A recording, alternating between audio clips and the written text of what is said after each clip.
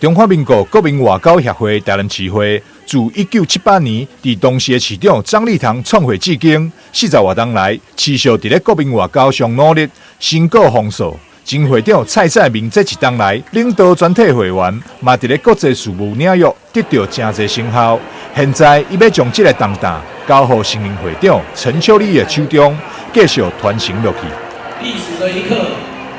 请大家掌声。感谢38年来各位前任会长的领导，会友的无私奉献，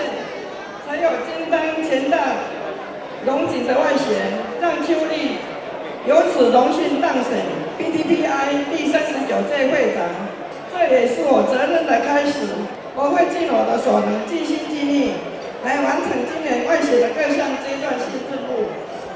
不辜负大家对我的期望。伫交接典礼即天，真侪中央以及地方首长、民意代表、各界嘉宾也拢到场祝贺，包含台南市长黄伟哲、台南市市长郭信良、外交部 NGO 执行长王雪红、立委王定宇、陈廷辉等，也拢与会观礼。大家对于国际事务的参与，以及对于我们国际友人的协助，尤其在防疫工作上的协助，